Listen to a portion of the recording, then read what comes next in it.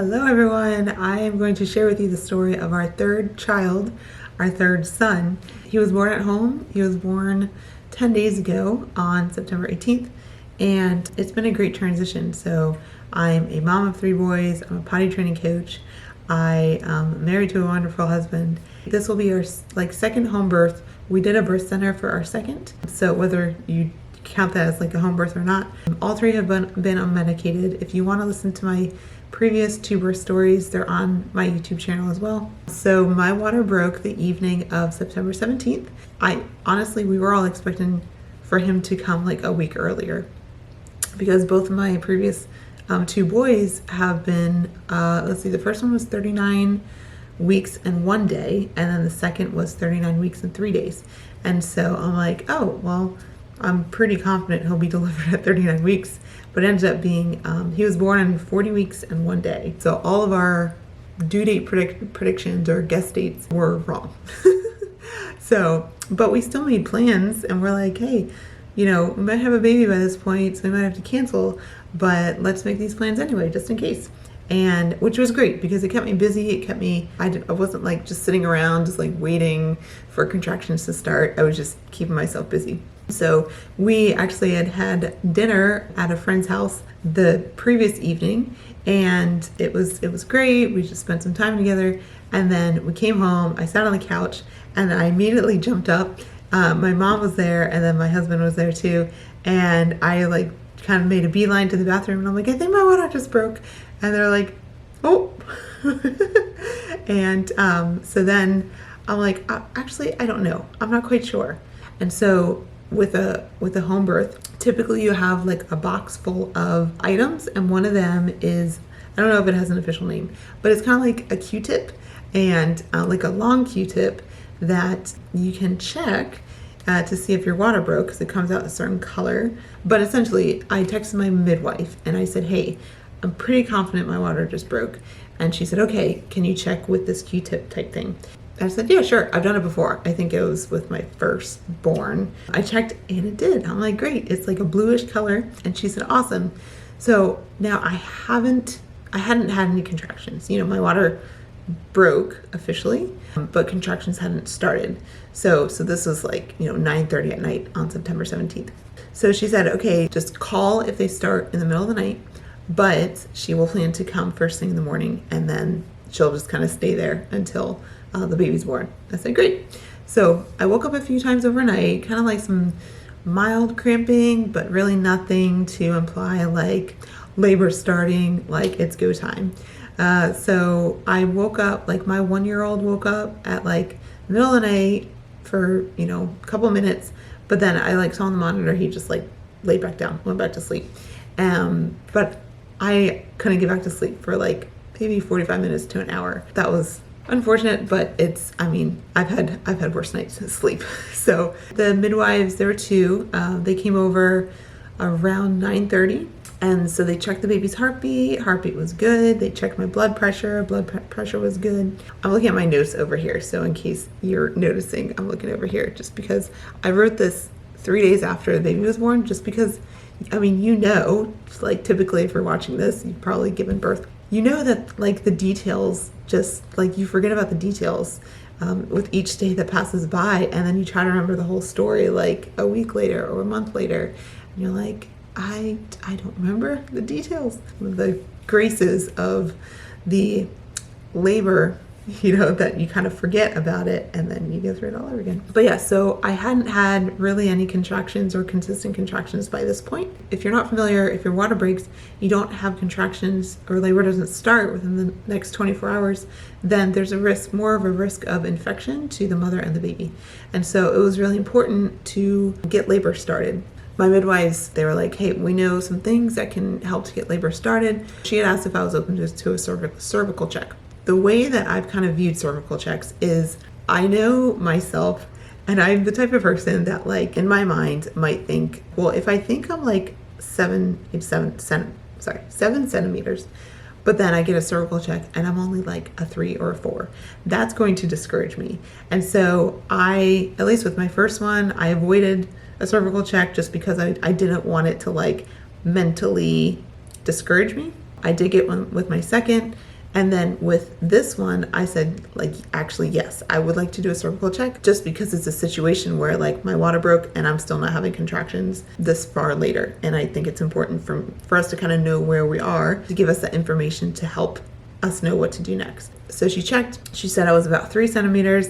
And then she said, are you open to a membrane sweep? I'm like, yep, absolutely. Like, I don't want any risk of infections with this situation. So like, yeah, let's do that. She did a membrane sweep. And then she said I was like a stretchy 4 centimeters. And so I was like, no way. I'm like, that's like the easiest 0 to 4 centimeters in labor I've ever had. I'm like, cool, that was easy. So the first recommendation they said was to pump every 15 minutes. 15 minutes on, 15 minutes off, up to 2 hours. Funny enough, my husband and I both thought that my Medela pump was in our shed with all like the bottles and everything. And because we both thought it was there, we didn't think to like get it out. I don't know. Can I just share this? We went to the pediatrician with our newborn and we forgot diapers and wipes. And he had a poopy diaper. And we're like, you think that we're first-time parents, but we're actually third-time parents. And similar situation, could not find the pump. And so my husband's like, let me go to Target and get you a pump because, you know, it's good for you to have. The one that I had was from my mom because she used to be a lactation consultant. And so it was like older and I'm like, yeah, totally. I'll get a brand new pump. That's great. He went out and got that. And then came back, and then I started that. So 15 minutes on, 15 minutes off. I also sprayed cotton root. Oh my gosh, I feel like I'm forgetting. Oh yeah, cotton root under my tongue when I started doing the pumping. So that was like every 30 minutes I would do that. That makes sense, right? 30 minutes, yes. As I was doing that, I just watched The Office with my husband, and I like knew, because it's like you want to get the oxytocin going too. And that's just one of the shows that I'm like, I know this is gonna make me laugh, make me relaxed. I sat on my like birth ball. I had maybe 1 contraction each time I would pump in that 15-minute time span, but like nothing consistent. There's a knock on our door at about 10:52 a.m. I was pumping, and so I like called my husband. I was like, there's someone at the door. So it was the city tree guys. You know, they had trucks outside on our street. They said they'd be cutting trees in our backyard. And they'd have a big machine that would be loud, and they would just be cutting trees in our backyard. This was actually hilarious to me. It was not stressful. I'm like, of course, out of all the days for them to come and like have a big machine in our backyard, it would be today when I'm trying to go into labor, trying to get everything relaxed. It wasn't stressful to me, but I just thought it was hilarious. Thankfully, though, they didn't get to it at all that day. So 12:05, still pumping every 15 minutes. I think it's towards the end of the 2 hours. Yeah, contractions were still like few and far between. I will say the majority of this story is like trying to get labor to start. Labor ended up being less than 2.5 hours. This is just kind of like, all right, like what else can we do to get this going? So at this point, we needed to try the last resort of castor oil. My midwife said that she's never not had it work. She said, yeah, so we're gonna like mix it with peanut butter, which I love peanut butter. So I'm like, great. And it didn't taste too bad. The cotton root didn't taste great, but yeah. So I asked her what to expect while taking castor oil. She said contractions should start within about 2 hours and they would likely be intense. And so I asked about the intensity of them, if they would be like as intense as like if I were in the hospital and they would give me Pitocin and then like an epidural, or kind of like the intensity of having contractions with Pitocin. She clarified no, that they'll just feel like typical contractions, but that they likely come on quick instead of having like a gradual like easing into them. My second child's labor was like that. And so my labor with him was, I think from start to, I think it started at around like 4-ish, and then he was born at like 8 or 8:30. And so it was kind of like a fast and furious. And I'm like, okay, well, I've done that once, so I'm confident I can do it again. And like, let's get this party started. So maybe after an hour of eating the castor oil, I start to feel mild contractions. Hey. So I was still watching The Office with my husband. Within 2 hours, I was really feeling contractions. Like, cause I was starting to like doing the breathing. Like I always aim to breathe my baby down as long as I can. And so I inhale for 4. So I'm like, And then I exhale for like 6 to 8 seconds. So, and then I just like inhale and exhale. And I do that during the whole contraction. And yes, this has carried me through as long as I can. And for this one, it carried me through till the very end. And then I'll get to that in a minute. So I was telling my midwives, I was getting to the point where I had to moan through them. So, you get to that point where it's just like, you just can't help but like kind of get more like raw and animalistic. But things were finally happening, but they were happening really quick. So at one point, I literally like dropped down. I was standing, and I like dropped down to my hands and knees, and I just like that was just like my body was just like, I need to be in this position, and then it was just like on the floor for that contraction, and then I was able to get up. I asked if they could get the tub ready because I was feeling at that point, and they said sure. So they started filling the tub, and they're like, maybe you can get in the shower, and that can help a little bit. And I had another really strong contraction in there. I have this written down. I thought, okay, now I know why epidurals exist. So I've never had an epidural, but yeah, I had that thought at that time. Oh, that was a dishwasher. So it was intense, but once I got into the warm tub, oh, that was just like the best feeling ever. A few minutes later, I regained my confidence, and I was pretty much exclaiming, "This feels so good!" It was just such a relief. So I positioned myself so my head was on the edge of the tub, and I was kind of like a kneeling position. So I was kind of like laying my head down, like my arms just kind of hanging over. So I was continuing to breathe through them. So in for 4, exhale for 6 to 8. So at first my husband started to push on my back for counter pressure. And I actually remember almost like kind of like swatting his hand away, but then like wanting to hold on to his wrists or to hold on to his hands during contractions. Like I remember wanting to hold on to something, and I'm like, this is the best thing I can hold on to. Like I need this strong foundation and like this presence of my husband. And it was so beautiful. It's like, we're doing this together. Like you're supporting me, you're there for me, and I feel it. That helped carry me through until our baby was born. So my midwives are also calm presence. I told them during appointments that I loved the image of like the quiet grandma knitting in the corner. That's what like a phrase that like, if you picture what midwives are, they're quietly there. Their presence is there, like as you're in labor, but then like needed, then they like attend to what needs to be done. I told them also, like, when things get intense, I'd love any coaching or suggestions, especially if I was getting discouraged. So my midwife, when I was in the tub, she suggested that I exhale when I exhale, because I was at the point where I was like kind of getting a little bit louder to do, and I'm going to do this only once, but when you exhale, do ooh, like that. So I started doing that. I was also practicing this thing called Christian Hypnobirthing. There's an app. I think it's only a couple bucks a month. You think of hypnobirthing and it's like, oh my gosh, hypnotize. Like we're Catholic. And so it's like that's not something we do at all. It's essentially just calming music, reading with a woman reading scripture verses. You're able to really like rely on God in your labor. There's different verses that you can do when you're pregnant and then like preparing for labor, and then also with breastfeeding too.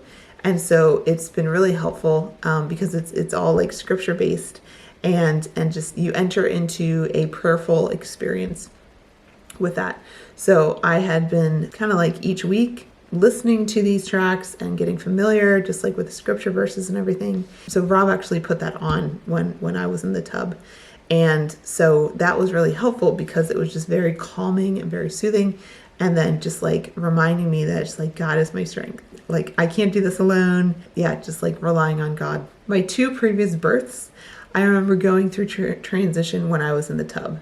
So to me, like transition is like, you're in transition when you kind of start like shaking. My whole body would shake as if it were cold, even though I was in a warm tub. And so I said something like, I feel like I'm getting really close. Like my cervix is opening up, but I haven't gone through transition yet because I haven't started shaking yet. So I labored in the tub for maybe 20 minutes or so until I could feel enough pressure to know I was getting close. So it was intense, but I was saying things in between contractions like, It's not that bad. So I soon expressed a desire to actually get out of the tub. That's our dishwasher. Lots of beeps. I soon expressed a desire to actually give birth on the bed. I've done both a land birth and a water birth. The last ultrasound actually that I got had actually shown that there was a nuchal cord. And so if you're not familiar, that's with the cord around the baby's neck, which occurs in about 30% of births. And so it is more common than we thought, actually. I was actually born with a cord around my neck. Was it twice? I don't know. I knew that like that might still be the case. And so with the water, I've heard that it's like harder for midwives to see, kind of like being in the water. And so I'm like, God forbid there's anything wrong, but I want them to be able to like see everything. Yeah, just to see if that was still the case. So they got me out of the tub and helped me to my bed, and I labored on my right side with my left leg supported a little bit higher. And I think they even put like towels in between, so that way I wouldn't have to like hold my leg or anything. And so I was just going through one contraction at a time, just like breathing in and out and doing the ooh.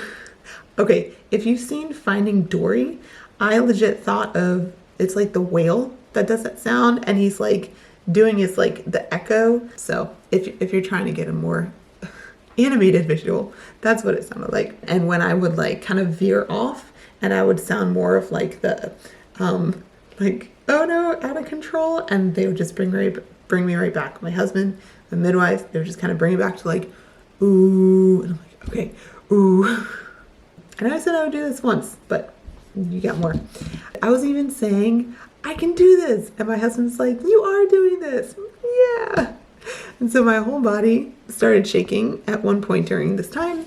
And my husband was like, there's your transition. I'm like, yep, there's the shakes. I soon slowly started to feel the head descending. So I could only see my husband Rob's face, not the midwives. My head was on the pillow, and so they would say something, and I, for some reason, couldn't like hear them each time, and I'd say, sorry, what was that? Or I would ask like my husband to repeat it. Based on Rob's expression of looking at the midwives though, I could tell I was at the end. Like I kind of like saw this like anticipation look, and I'm like, okay, like, yes, this is great. It's like, we're here. So still holding onto his hands as I was inhaling, exhaling deeply. So I felt the baby's head descend. Then at the end of the contraction, ascend up, which I knew was part of the process. And this is my third labor, right? And so it's like, it can be so hard because it's like, you're so close. You just want that relief. And it's just like, there's so much pressure and you just want to like be done with the pressure. And so it's like, then you feel like the baby's head like descend and then go back up. And then it's just like, come on, just like get out. But the best thing that I have done is just like, I'm trusting the process. I'm not getting discouraged because it's not like he's, gonna go back all the way up. It's just like, it's progress, right? So I'm like, I'm not going to forcefully push him out.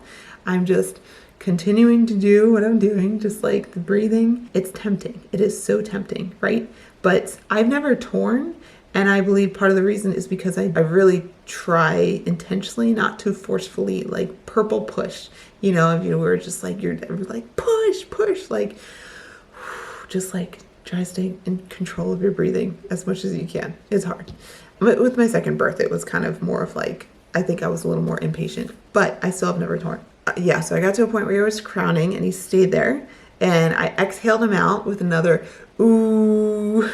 And I was told his head was out. And so I was asked if I wanted to catch him. And I said, no, that's okay. But I'm still feeling pressure. And I was basically like, okay, his head's out, but like, why am I still feeling pressure? And they're like, oh, like that's his shoulders. But in another moment, his shoulders were out. And I felt this like sense of relief. And I'm like, oh, like, oh my gosh, I can't believe it. Like I did it. Someone asked me about the ring of fire. I remember like my first birth, I was like, wait, is that the ring of fire? I'm like, I feel like that's not as bad as I thought it would be. And I think with each one, it's really never been as bad as I always like anticipated it would be. And so I think it's a lot of that has to do with the breathing and not forcefully pushing. So it's never really been an issue for me, or something that I look back and be like, oh, the ring of fire was the worst. So my midwife then said, okay, we see a nuchal cord now, so now's the time to really push. So that I will say that is the time that I am like, all right, giving this all I got. That's when I really pushed. Within a second, the rest of his body slid out and they removed the cord, and then we heard a strong cry. And see, I would have forgotten that part if I didn't write it down. And they put him on my chest. That feeling, it is like the best. Just looking at my husband saying, I did it, I did it. I was feeling a little bit anxious before this birth. Like, believe it or not. I mean, I'm like, you would think I wouldn't, because I've had two births, I've had two births. I've had two labors and births. Are you more nervous for your first birth because you don't know what it feels like? Or are you more nervous for like your second and third birth because you do know what it feels like and you know you have to get through it? And the only way to get through is just go through it. And for some reason I was feeling anxious about it, but it was like the most beautiful, redeeming, just like amazing, super chill. And like, that's the type of baby he is. He's just like a super chill baby. And this has so far been my favorite labor and delivery. So yeah, my husband told me later that I was in labor for only 2.5 hours, which was my quickest yet. Labor officially started at 1:30 p.m. and he was born at 3:49 p.m. The transition, since he's been home, because he was born at home, but the transition from 2 to 3 so far, it's been surprisingly just really nice. That's the story of our third child's birth, and it was great. I think we're just gonna stick with home births from now on. Really, everything we kind of desired and more. And our midwives are fantastic. It's been such a beautiful transition from being a family of 4 to a family of 5. And our first 2 sons, they just absolutely adore, and it just, been super, super chill. So I hope y'all enjoyed. I'll keep y'all posted on everything with more EC. Yeah, I already caught a pee in the potty. I'll do more EC videos. Stay tuned.